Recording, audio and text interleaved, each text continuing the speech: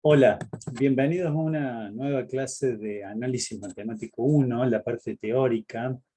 Hoy vamos a ver el tema de series de funciones. La idea un poco para la clase de hoy es poder hacer una visión general, iniciando desde los objetivos a los cuales vamos a utilizar este tipo de instrumento, como por ejemplo, que es aproximar una función, ¿no? Una función, normalmente seleccionamos las funciones complejas para poder hacer un dominio, es decir, acoplamos la función compleja a un polinomio, digamos, a una función eh, potencia, digamos. Por eso, en muchos casos, ustedes lo van a ver que al tema también se lo denomina como series de potencia, o series de funciones. En sí, es básicamente, se utiliza una función potencia para poder armar un polinomio, una función suma, digamos así, de varios términos. Y con esos términos, tratar de ajustar el resultado, el resultado en una gran parte del dominio de la función, por medio de una función más sencilla, que sería la serie de funciones o la serie de potencia.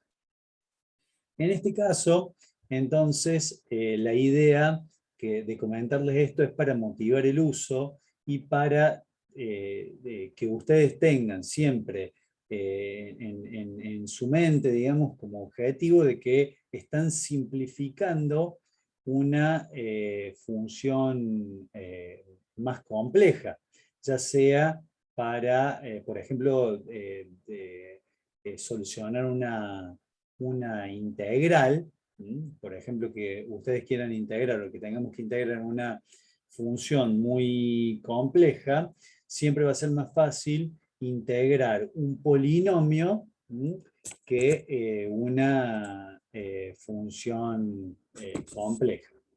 Bueno, entonces aquí yendo a lo que es ya el tema en serie de potencia, lo que esta primera parte, digamos así, lo que significa esta primera parte es, bueno, la sumatoria, desde n igual a 0 hasta infinito.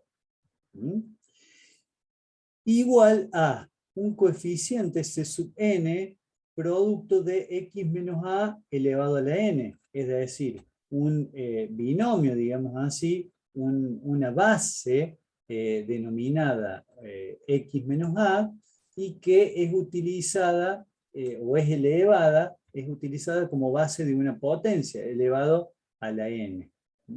Decimos entonces que es la serie de potencia en x menos a o alrededor de a. Esto es como si fuese una raíz. Recordemos la estructura, esta estructura ya la hemos visto en clases anteriores. Es como si fuese una raíz. ¿Qué significa esto? Digamos, si desglosamos esta primera expresión, va a ser una estructura de n términos. El número n que empieza en 0 y llega hasta infinito justamente quiere decir esto. El primero va a tener un coeficiente y va a ser c sub 0. Luego va a tener una configuración que se va a repetir, c sub 1, x menos a, y va a incrementar el exponente. Noten que aquí yo lo especifico, el exponente 1, pero básicamente sería el x menos a. ¿Cuál sería, por qué aquí la explicación de que el c sub 0 no tiene raíz, digamos, no tiene exponencial? Porque el c sub 0, el x menos a, tiene justamente exponente 0, porque empieza en el 0, n igual a 0. Entonces, todo número elevado a la 0 da 1. Por eso, aquí podría haber agregado, para hacerlo más completo, x menos a la 0. Sería el término o lo que le estaría faltando al c sub 0. Bueno, y así sucesivamente, C sub 2 elevado al cuadrado, C sub 3 al cubo, más en general más C sub n x menos a elevado a la n. Ahí hemos llegado, digamos así, a lo que es el máximo exponente, o en forma genérica, ejemplificar todo ese desarrollo. Notemos que son términos encadenados y siempre relacionados con una suma. Esa es la característica, digamos así, que vamos a tener, por lo menos en esta primera parte inicial y más básica de estos temas. Entonces, aquí tenemos que recordar que la serie de potencia está alrededor de A. Ya vamos a ver más adelante de que A es como es el centro del intervalo, y luego decimos que el dominio de la serie tiene un radio. Como si fuese una función, hacemos la analogía a el intervalo en el cual la serie converge, básicamente. Ustedes van a ver algunos elementos que, por ejemplo, son en el tema, digamos, dentro del tema, que son los que dicen, por ejemplo, vamos a una serie que converja o vamos a una serie que diverja.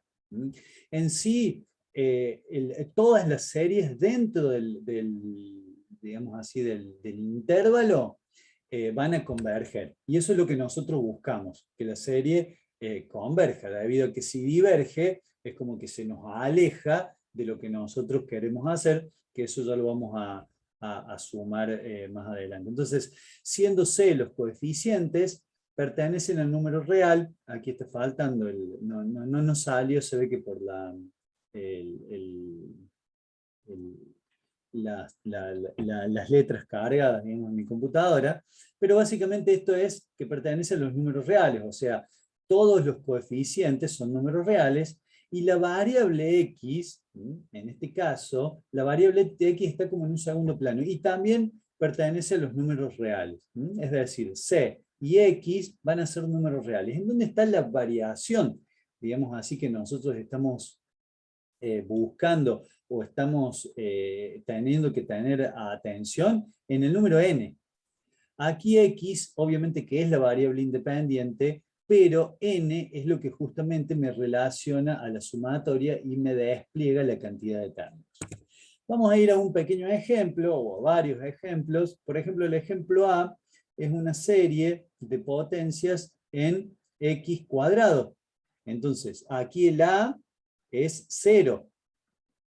Y el C sub n es 1. Es una estructura. Noten que es mucho más sencilla. Esta es como más general, más genérica, pero también les quería mostrar cómo lo podemos encontrar.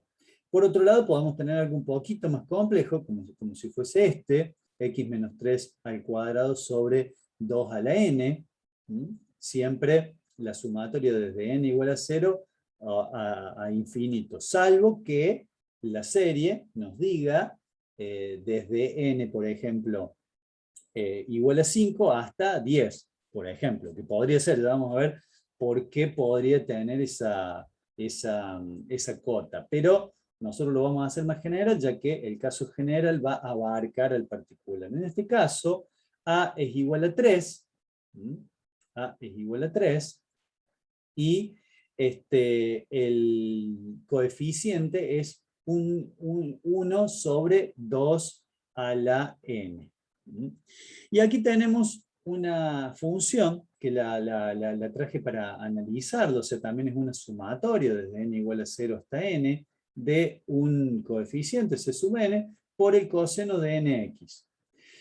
Ahora, voy a hacer una pregunta y la voy a responder. ¿Esto es una serie? Lo primero que tenemos que preguntarnos nosotros es si es una serie. ¿Y cómo lo vemos? Y vemos que si nosotros tenemos dentro de la configuración, ¿no es cierto?, la posibilidad de repetir, esto lo podemos repetir con n, aquí en este caso, el exponente del 2 a la 0, a la 1, a la 2, a la 3, sería ponerle números a esto que está pasando aquí arriba en forma genérica. estos términos van a incrementarse, digamos. Y en cuanto a este es la sumatoria de un coeficiente que se va a incrementar por la sumatoria, pero luego vamos a tener aquí que el n es parte del argumento de la función. Con lo cual, nosotros decimos que esta es una serie de potencia en x o de x, esta es una serie de potencia en x menos a o de x menos a, y esta última expresión, básicamente no hay potencia y por lo tanto no hay serie, no es una serie de potencias. Será una serie de una función trigonométrica, pero no es una serie de potencia. Casi que exclusivamente, entonces, para que sea una serie de potencias, tenemos que tener el n como exponente, es decir, tenemos que tener formada la potencia.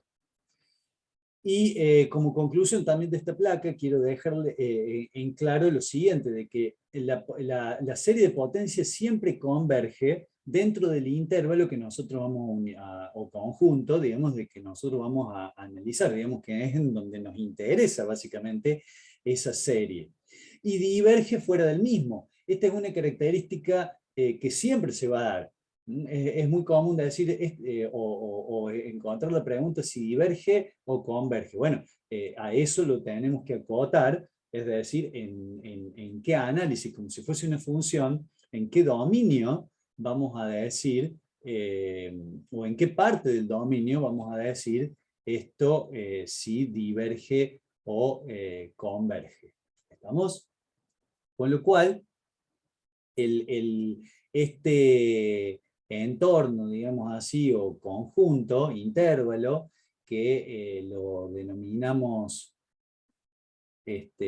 ¿cómo es? Lo denominamos intervalo de la serie, es el equivalente directo al dominio, digamos así, de una función, y muchas veces también lo podemos encontrar como denominado como el dominio de la serie, digamos.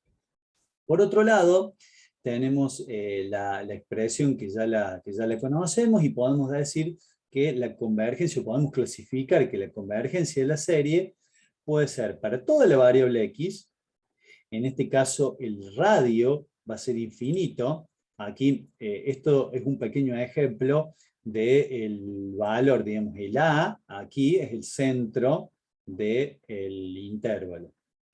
Y R es el valor, digamos así, que hacia la derecha o hacia la izquierda ocupa ese intervalo. Entonces, recordemos, una serie de potencias siempre converge dentro del intervalo o el conjunto que también le llamamos de convergencia. Entonces, si nosotros decimos que entre A menos R y A más R es nuestro conjunto de convergencia, básicamente cada valor que le demos a A entre o a X entre A menos R y A más R va a ser básicamente va a hacer que esta función, digamos así, o que esta serie nos converja. Entonces, notemos que es como un radio, o sea, es un centro y un radio.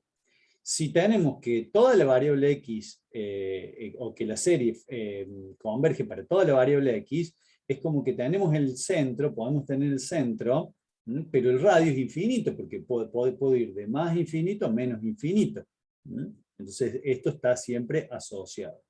Si el intervalo es finito, como el que vemos aquí, el radio es finito. Es decir, son valores medibles, digamos, acotados. Y si digamos, la convergencia de la serie es en un solo punto, el radio es cero, porque solamente tenemos el centro y no tenemos ningún otro valor, es un único punto que forma parte de ese criterio, digamos así, o del conjunto de convergencia. Entonces, fuera de este conjunto, es decir, hasta allá y hasta allá, desde acá hasta allá y desde acá hasta allá, izquierda y derecha, siempre va a diverger. siempre va a diverger. Entonces, al conjunto de convergencia, se los decía en la placa anterior, también los denominamos dominios de la serie. Y las características fundamentales es el intervalo de convergencia, es decir, estos dos valores, el valor A menos R y el valor A más R. Esto puede ser un conjunto abierto, cerrado, semiabierto, semicerrado. Y bueno, esas son las características fundamentales. Aquí tenemos la aclaración. A es el centro del intervalo de convergencia y R es el radio de convergencia. ¿Cuáles son los criterios de convergencia? O sea, ¿cuáles van a ser los, digamos así, las operaciones que vamos a poder resolver para saber si esta serie tiene o conocer cuáles son los valores característicos de una serie, es decir, los extremos del intervalo de convergencia, o dicho de otra forma, el centro y el radio del intervalo de convergencia. Para aquí hay dos criterios. El criterio del cociente, o de Allenberg, y el criterio de la raíz, o de Cauchy. Los dos nacen, ya vamos a ver, de un criterio fundamental, digamos así, de la teoría de las sucesiones. Pero básicamente, ¿qué es lo que me dicen? Me dicen que el límite, tomando el límite o resolviendo el límite para cuando n tiende a infinito de c más 1 como valor absoluto sobre cn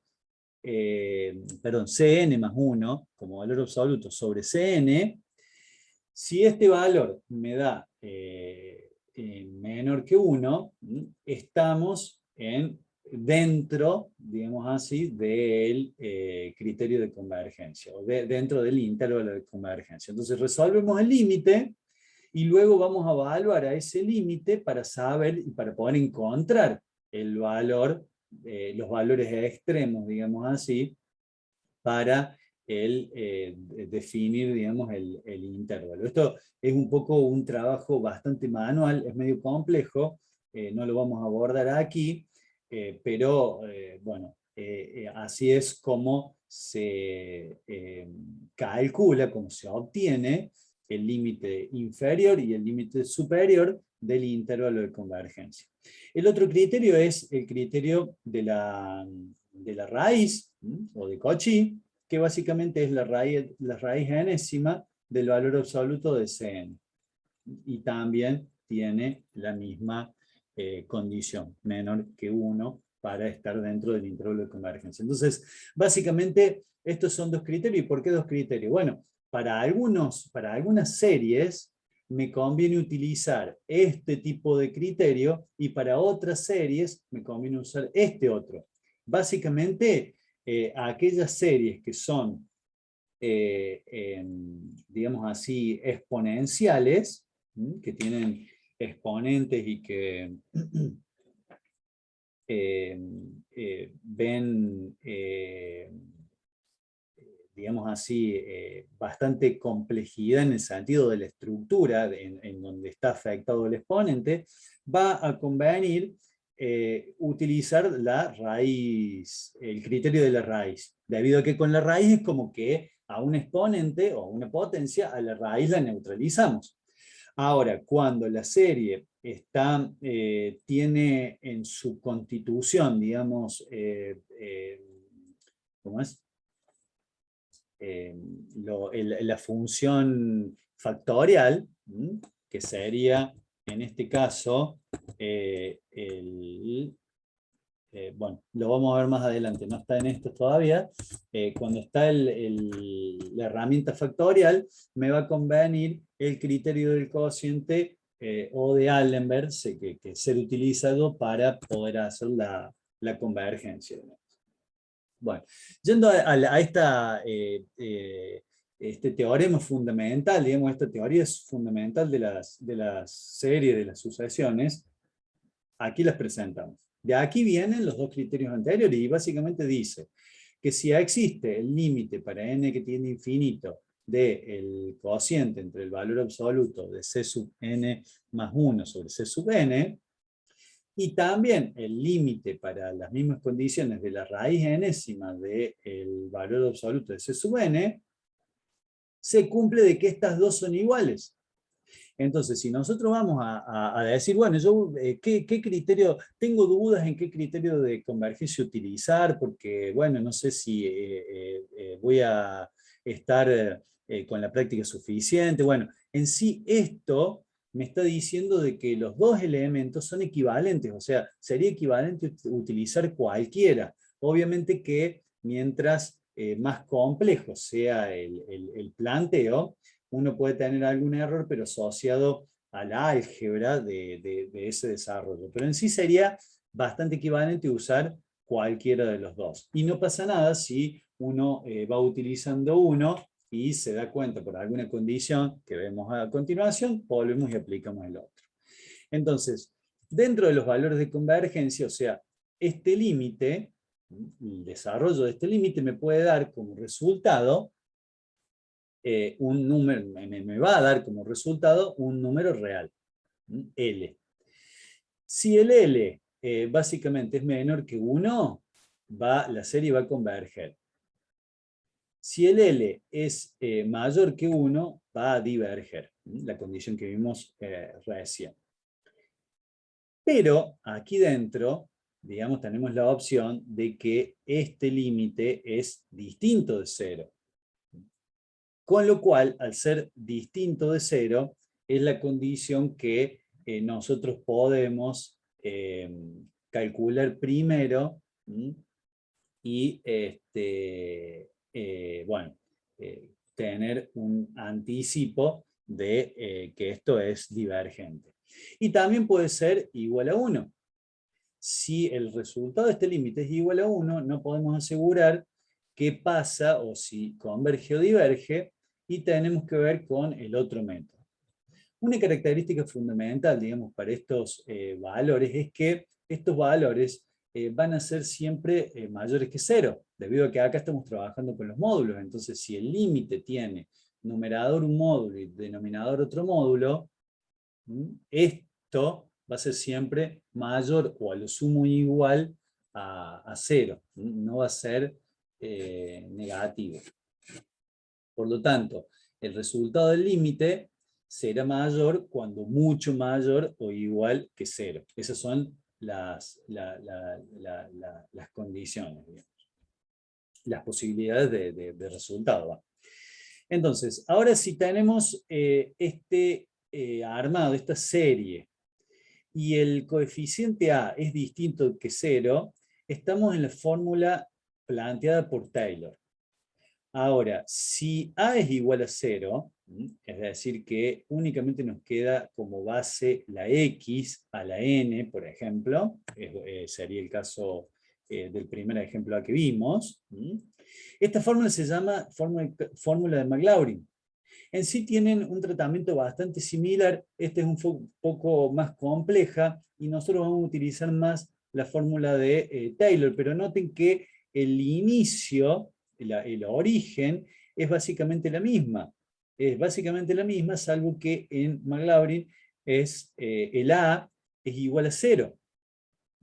Eso nos da algunos beneficios para los casos de un uso específico. Nosotros vamos a ir y desarrollar y estudiar la fórmula de Taylor, si bien está planteado cómo es y no se tienen que olvidar porque también es utilizada la de Maclaurin. Entonces, ahora, la fórmula de Taylor es básicamente cuál es, de nuevo, cuál es un poquito nuestro objetivo. Dice que es posible aproximar la función y igual a f de x a un polinomio p sub n de x. Para eso, lo primero que tenemos que tener es las condiciones que tienen que cumplir esa función para poder tener esa relación, digamos, de que el polinomio se pueda aproximar a la función. La primera es que la función sea continua y derivable hasta el orden n más 1. Es decir, que tenga muchos órdenes de derivación debido a que una de las causas fundamentales, de las herramientas fundamentales para encontrar el polinomio es derivar la función n veces. Y también para poder armar una serie algo extensa, porque si no nos va a quedar una serie si tenemos la posibilidad de que f se derive dos veces y vamos a tener un polinomio de dos términos, ya vamos a ver bien por qué. Entonces, básicamente dice que aproximamos la función con un polinomio. Recordemos lo que decía inicialmente, es mucho más fácil tratar un polinomio que no una función. De la misma derivada, ustedes se dan cuenta que la derivada voy derivando términos, mientras que cuando la función es más compleja no la puedo separar. Entonces, esta función va a depender de x y este polinomio también va a depender de x. Es decir, los dominios están superpuestos. ¿Y cuál es nuestro objetivo? Que en el punto x igual a a, la función f de x sea igual al valor que toma el polinomio p sub n de x. Es decir, el p sub n a va a ser igual al f a.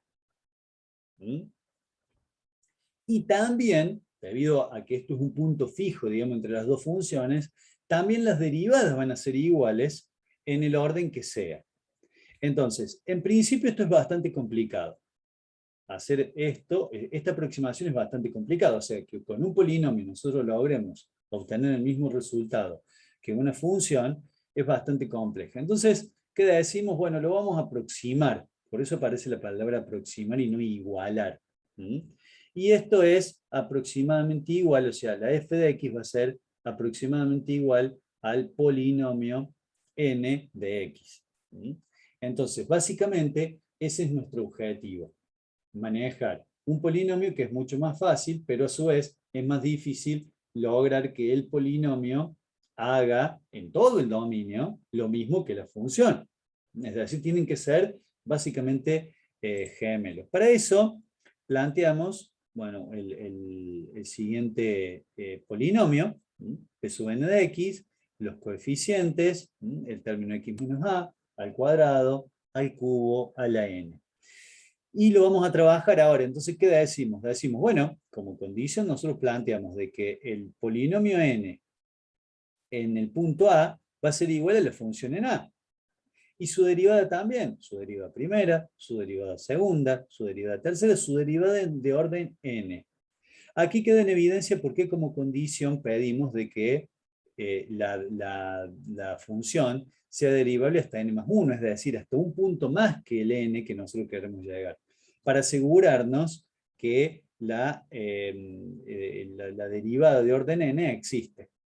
Entonces, todas las derivadas en el punto A van a ser iguales que tanto en el polinomio como en la función. Entonces,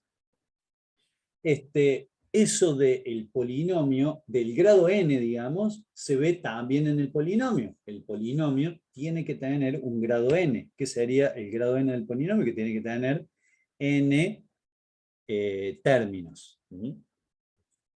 Bien, entonces, volvemos con el polinomio y repetimos la condición de aproximación, llamémosle, que básicamente el polinomio y la función y sus derivadas sucesivas van a ser iguales.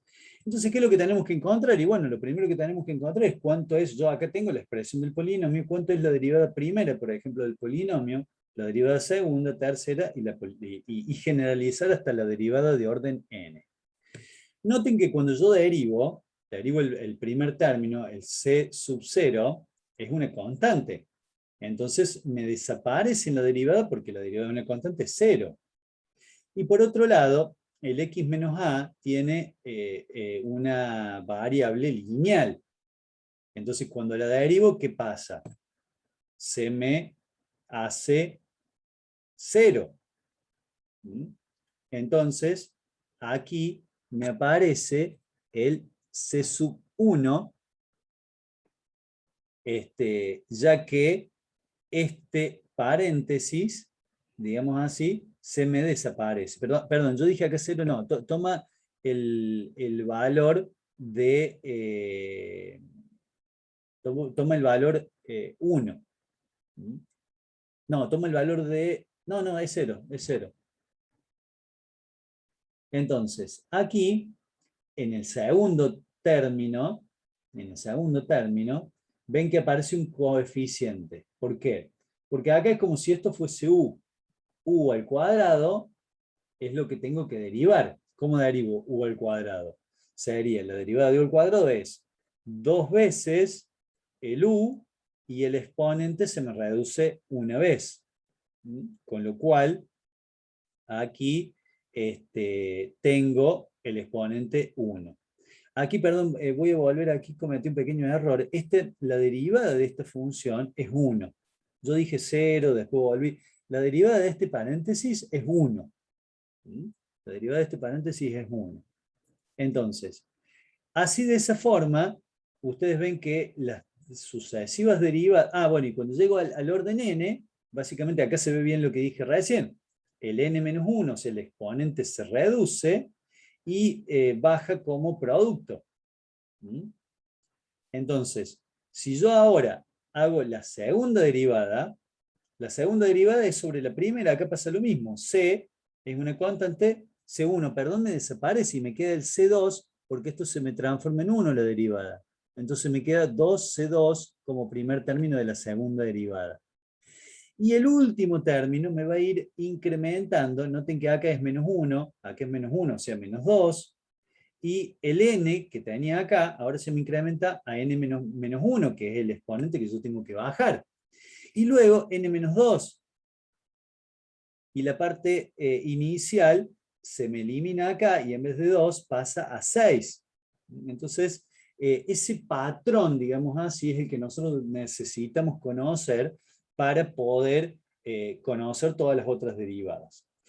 En la derivada de orden n, lo único que me va a quedar es el último término. Y noten lo siguiente.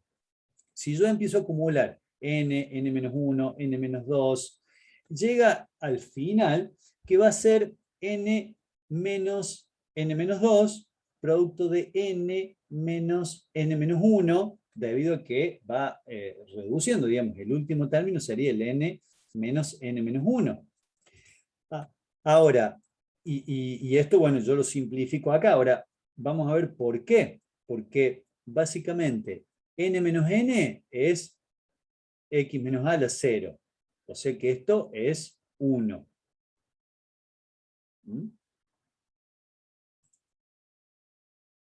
Esto, n menos 1, es lo mismo que decir n menos n más 1. N menos n que se va y me queda 1. Es decir que esto es 1. Y esto, que es n menos n menos 2, n menos 2, n menos n que se va y me queda 2. Entonces, vemos que acá llega a 1, el anterior es 2, el anterior seguramente que va a ser 3, y así sucesivamente hasta llegar a el número n, que es el primero, es decir, el más alto. ¿Qué es todo esto? Es el n factorial. ¿Qué es el n factorial? 1 por 2, por 3, por 4, por 5, por 6, hasta llegar a n. Es decir, es un encadenado de multiplicaciones. Recuerden que este es el valor número 1, este es el valor número 2, entonces acá es como multiplicar 1 por 2, vendrá el 3, el 4, el 5, hasta el n. Eso, repito, es el factorial. N factorial. N es un número grande, muy grande, que nosotros lo definimos, a definir. Si fuese 3, por ejemplo, 3 factorial es 1 por 2 por 3. 1 por 2, 2. 2 por 3, 6. Entonces, el factorial 3 es el número 6. Aquí quedaría 6 como coeficiente por el C sub n. ¿Estamos? Eso un poco complejo, pero lo que hay que ver es el patrón, reconocer el patrón y justamente con el patrón luego poder generalizar. Continuamos así, no se nos va tan largo. Bueno, evaluamos en A ahora, ya que a nosotros nos interesa que la función y el polinomio sean iguales en A. Entonces, acá yo traigo cómo queda, digamos, el polinomio n de x, ¿m? Y aquí lo voy a evaluar en A. Voy a evaluar la derivada primera en A, la derivada segunda en A y todas las derivadas porque recordemos que son iguales, digamos, la función y el polinomio deben ser iguales. Entonces, si yo digo voy a derivar, cuando yo hago igual a A, cuando yo evalúo, perdón, ya lo tengo derivado, cuando yo evalúo en A, noten que x menos A me queda A menos A, 0. Ahí todos los paréntesis se me hacen 0, y como todos los paréntesis se me hacen 0, el único valor que me queda es el coeficiente. Y lo mismo con todo lo demás. Es decir, que el primer término que no tenga el x menos a es el único que prevalece, que queda. Luego, como el polinomio en a es igual a c sub 0, la función en a es igual a c sub 0, por lo tanto, el valor del c sub 0 es la derivada de a. O sea, yo puedo reemplazar el valor del coeficiente por la derivada en a, perdón, por la función valuada en a, luego por la derivada primera en a, luego por la derivada segunda en a sobre 2, luego por la derivada tercera en a sobre 6, cada coeficiente C1, C2, C3, C0, etc.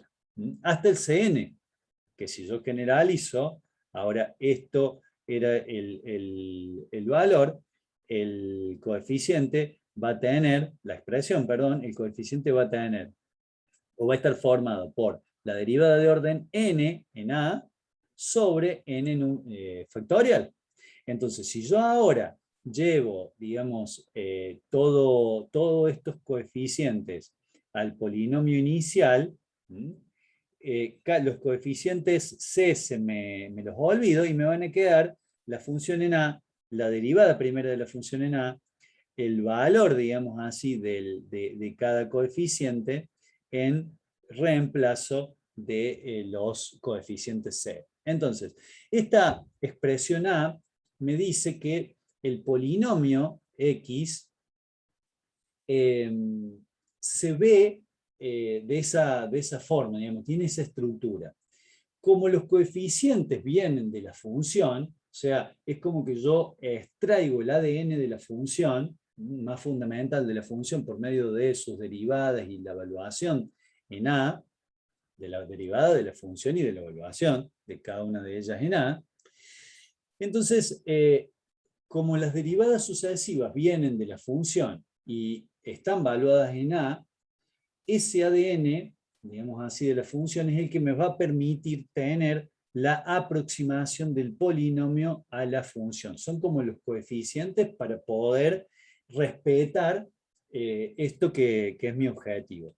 Pero, como nosotros ya vimos que estamos aproximando, no estamos igualando, entonces vamos a decir, acá aparece una, digamos así, una diferencia, por más que estemos seguros de que con esto de las derivadas y por la forma de constitución del polinomio, esto va a converger, o sea, el polinomio va a converger a la función, en A seguro que va a converger, pero no estamos seguros que toda la función sea exactamente igual, o que todo el polinomio, mejor dicho, sea exactamente igual a la función. Con lo cual, aquí agregamos el resto, o una función Rn de x, que va a ser básicamente la diferencia entre la función y el polinomio. Si no hay diferencia, esto no existe, es 0. Pero tenemos que sumarlo porque si no, no estamos teniendo como quien diría, la expresión completa. Entonces, ¿qué decimos? Bueno, R es la diferencia entre la función y el polinomio. Lo que a mí me interesa es que la función se mantenga como está y que el polinomio sea igual a la función. Entonces paso el R al otro miembro, o mejor dicho, paso el polinomio al otro miembro. ¿Cómo me queda la igualdad? Me dice que la función es igual al polinomio de x más un resto, o denominado término complementario. Ahora en la estructura completa, noten que hasta acá era la expresión anterior. Hasta acá era la expresión anterior. Yo le sumo al polinomio ese término complementario, esa función de resto, llamémosle, por lo siguiente. ¿Por qué?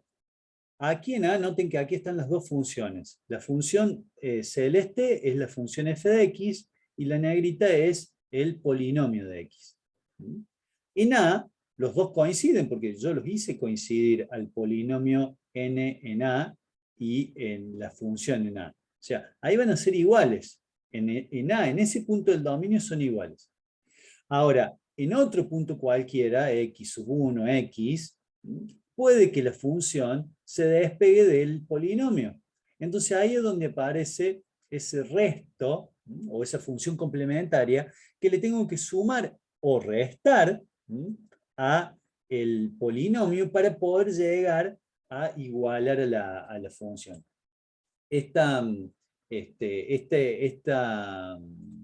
expresión es medio compleja, pero tiene esta estructura, digamos. X menos A elevado a la n más 1 sobre n más 1 factorial, y es producto también de una función intermedia que básicamente sería como una función que me da la diferencia y aplico a este coeficiente para encontrar el resto, digamos, la función complementaria. Bueno, con esto espero que les haya quedado muy claro este tema. Es un tema que da para muchísimo más. Estos son conceptos generales muy básicos y van a ser utilizados sobre todo en lo que es el centro del intervalo, lo que es los límites del intervalo de convergencia. Esto es muy utilizado para el análisis de armónicas y sobre todo para, repito, para hacer integrales complejas. O sea, cuando la función es compleja, hacer una integral es mucho más compleja. Con lo cual, si ustedes logran, por medio de una serie, hacer una equivalencia a la función, podrían tener un trabajo más liviano en la integral. Entonces, para todo lo que son ese tipo de cosas, utilizamos este tema. Bueno, espero que les haya servido y nos vemos la próxima. Chao, hasta luego.